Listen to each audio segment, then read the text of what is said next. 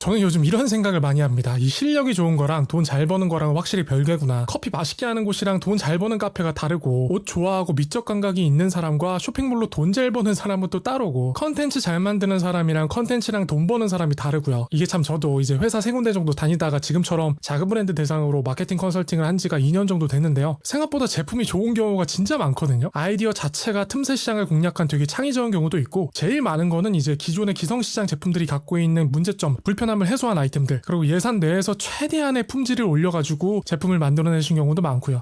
근데 정말 본질, 즉 상품 서비스가 아무리 좋아도 안 되는 경우가 정말 많아요. 이 상품 서비스 자체가 좋아야 되는 거는 무조건 필요한 거거든요. 근데 이것만으로 그냥 물건이 잘 팔리고 사업이 잘 되고 하는 건 아니란 말입니다. 이게 분명히 별개의 일이란 말이죠. 내 상품성을 올리는 일이랑 실제로 이걸 가지고 고객 돈이랑 교환을 해서 돈을 벌어들이는 일, 이건 다른 일이라고요. 근데 이 두 번째 일을 도대체 어떻게 불러야 될지, 정체가 뭔지, 이걸 어떻게 해야 잘하는 건지 제 손에서는 정리가 안 돼요. 제가 말씀드리고 있는 게 이게 전달이 되고 있는지 모르겠어요. 어떤 영업을 잘한다, 마케팅을 잘한다 이 느낌이 아니라 팔릴 만한, 사업이 잘 될 만한 판을 애초에 잘 짜놓으면 그 안에서 상품도 조금 어영부영인 것 같고 마케팅도 어영부영인 것 같은데 희한하게 돈 잘 벌어들인 듯한 브랜드 대표님들이 계시단 말이에요. 그걸 말씀드리는 거예요. 이 경영을 잘한다고 하는 거랑은 결이 좀 다른 것 같고, 사업력이라고 명칭을 해야 될까요? 정말 성공하신 대표님들이 이거를 구체적으로 알고 계실까요? 그래서 네트워킹이 필요한 건가? 그래서 오늘 영상도 어떤 이 담론의 결론이 있다기보다는 이런 얘기들을 좀 나누고 싶었어요.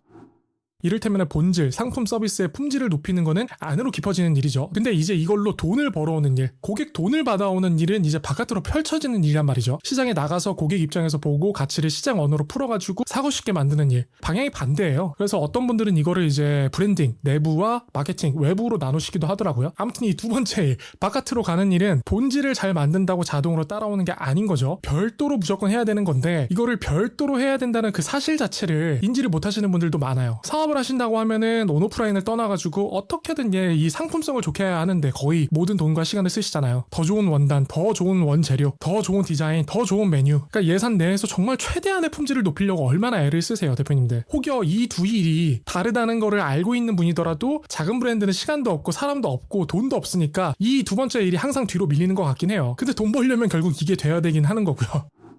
제가 이 능력에 대해서 정확하게 어떤 정의를 하고 이걸 잘하시기 위해선 이렇게 하셔야 됩니다 라고 정확하게 가이드를 드리진 못하겠지만, 그래도 제가 컨설팅하면서 겪었던 사례를 빌어가지고 이 두 번째 일을 잘하려면은 요거 정도는 체크해보셔라 하는 거 두 가지는 말씀드릴 수 있을 것 같아요. 첫 번째는 내 제품이 정말 노출이 잘 되고 있나? 시장에서 잘 보이고 있나? 특히 내 제품의 장점과 소구점, 소위 말하는 USP가 잘 드러나고 있나? 이거를 체크해보셔야 되고요. 두 번째는 내가 생각하는 나의 소구점, USP가 정말로 고객들이 봤을 때도 매력적인가? 나만 내 입장에서만 매력적이고 차별화라고 생각하는 건 아닌가? 요걸 체크해 보셔야 돼요. 제가 컨설팅했던 분 중에 노루궁뎅이 버섯 엑기스를 파시는 분이 계셨어요. 깐깐한 농부라는 브랜드인데요. 부모님이 17년 동안 직접 농사를 짓고 계시고요. 재배부터 가공까지 다 직접 하세요. 심지어 종균 배양부터 배지 만드는 것까지 직접 다 하시고 관련된 학위를 또 갖고 계세요. 이게 노루궁뎅이 버섯이라는 게 어떤 종균을 배양했는지, 어떤 배지에서 키웠는지, 이런 재배 방식이 어땠는지에 따라 가지고 활성 성분이 완전히 달라지거든요. 양리 효과가 달라요. 그래서 이 모든 과정을 직접 컨트롤 하신다는 게 진짜 큰 의미가 될 수 있는 거거든요. 실제로 그래가지고 품질이 좋으니까 재구매율이 엄청나게 높았어요.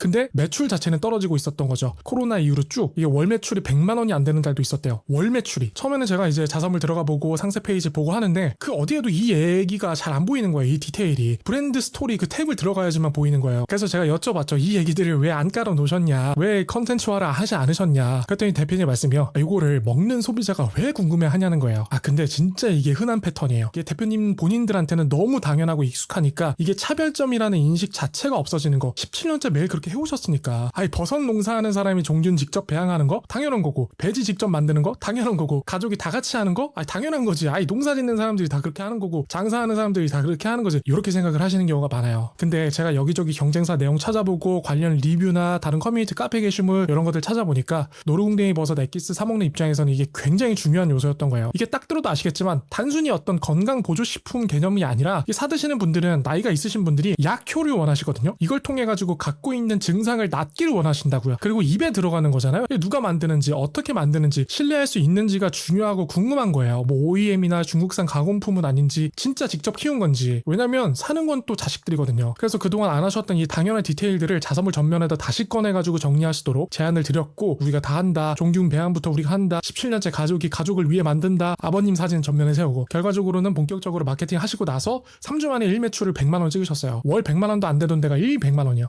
요 사례 인터뷰 영상이 채널에 따로 올라가 있거든요. 매출이 어떻게 바뀌었는지, 컨설팅 받기 전엔 어떤 상태셨는지 요거 대표님이 다 직접 말씀해 주셨으니까 궁금하시면 확인해 주시면 좋을 것 같고요. 그러니까 돌아와서 우리의 상품이 잘 보이고 있냐, 특히 우리만의 소구점, 장점, 차별점이 정말로 잘 들어가고 있냐, 요거를 체크해 보셔야 돼요. 요게 안 되면 그 다음 단계가 다 의미가 없어요. 광고를 돌리든 컨텐츠를 만들든 가격을 매기든 다 이 첫 단계 위에 올라가는 거거든요. 당연한 거 아니야? 기분이잖아 라고 생각하지 마시고 진정으로 한번 체크를 해보세요. 내가 정말 여러 주요한 채널에서 노출을 잘 하고 있는지, 노출이 많이 안 되거나 혹은 노출은 되고 있는데 우리만의 차별점을 보여주지 않거나, 자사몰 들어가 봤는데 어디에도 USP 없고 인스타에도 그 얘기 없고 상세 페이지도 그냥 일반적인 상품 설명이고, 그러면은 고객은 그게 있는 줄도 모르고 그냥 가격만 비교해요. 다른 평범한 상품들이랑 그냥 똑같은 카테고리에 묶이는 거죠.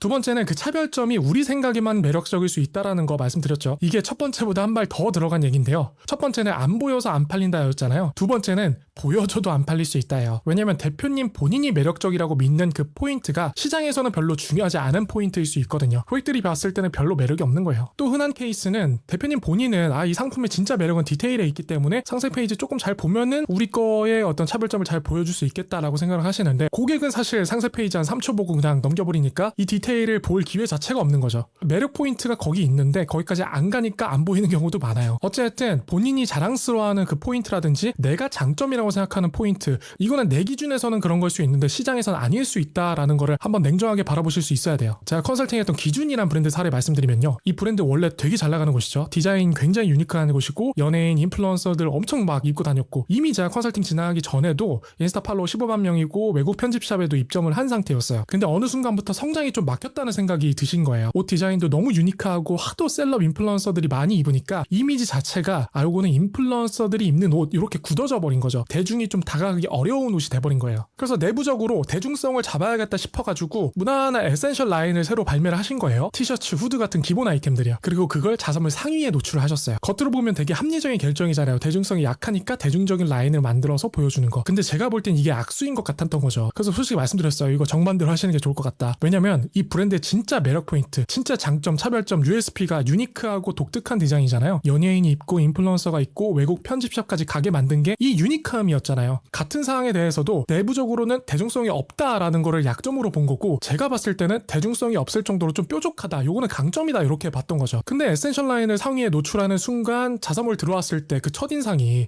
다른 데랑 구분이 안 되는 거죠. 그냥 평범한 쇼핑몰이 돼버리는 거예요. 대중적인 걸 사려는 사람들 입장에서도 굳이 여기서 살 이유가 없고요. 무진상 하면 더 싸고 더 다양하니까 브랜드의 진짜 USP를 뭔가 내부적으로 스스로 깎아내고 있는 그런 상태였지 않나 생각을 한 거고요. 그래서 제안드린 게 에센셜 카테고리를 탭을 아예 따로 빼시고 상위 노출은 다시 우리만의 유니크한 디자인으로 가자. 대중성은 라인업으로 풀지 말고 캠페인이랑 룩북 같은 컨텐츠로 풀자. 대중성을 잡고 싶으면 옷을 평범하게 만들 게 아니라 유니크한 옷을 일상에서 어떻게 입을 수 있을지 좀 컨텐츠로 보여주는 게 좋을 것 같다. 코디 제안이라든지 일상에서 데일리 스타일링을 어떻게 할 것인지, 그러니까 옷 자체는 그대로 두고 입는 방식만 조금 대중적으로 풀어주는 거죠. 그러니까 이 방향으로 좀 적용을 하셔가지고 성과가 나셨다고 하고, 그래서 나중에 팝업도 몇 번 초대해 주시고 선물도 보내주시더라고요. 그리고 이게 저한테 굉장히 좀 의미 있는 부분인데, 제가 지금 이렇게 기준의 컨설팅을 진행했다라는 거를 밝히고 있는 것 자체가 되게 큰 의미거든요. 왜냐면 보통은 컨설팅 받은 거 별로 안 밝히고 싶어 하세요. 근데 어찌됐든 조금 만족을 하셨기 때문에 이렇게 제가 허락을 받고 지금 말씀을 드리고 있는 거고요. 아무튼 이게 이렇게 남의 브랜드, 제 3자 입장에서는 잘 보이거든요, 뭔가가. 근데 내가 거기에 파묻혀 있고 내가 거기에 속해 있고 이게 내 거면 이게 조금 객관적인 판단이 안 되는 경우가 많아요. 같은 거를 보고도 내부적으로 약점으로 생각할 수도 있지만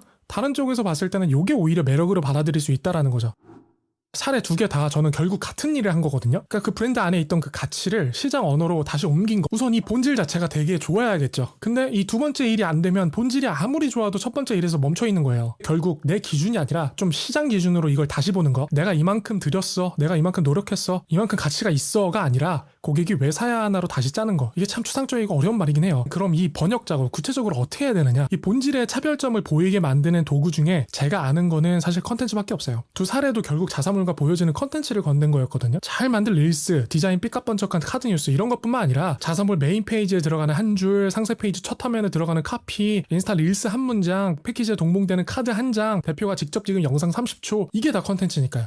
거기서 우리만의 차별점을 보이게 하는 것 뿐이죠. 지속적으로 꾸준히 많이 오프라인이든 온라인이든 결국 메시지를 어떤 형태로든 시장에 노출시키는 작업이 컨텐츠잖아요. 입소문도 결국 그 메시지가 사람 입을 통해 가지고 컨텐츠의 형태로 도는 거고요. 근데 문제는 지금까지 컨텐츠를 안 만들어 보신 분들이 어떻게 갑자기 컨텐츠를 잘 만들 수 있겠어요. 다른 잘 나가는 브랜드처럼 예쁘고 메시지가 잘 담기게 어떻게 만들겠어요. 이게 진짜 어려운 부분이죠. 그래서 요거는 다음 영상에서 한번 다뤄볼게요. 컨텐츠를 만들어 본 적 없는 분이 어떻게 조금 현실적으로 시작할 수 있는지, 어디서부터 손대야 되는지, 거창하지 않게 어떻게 풀 수 있는지.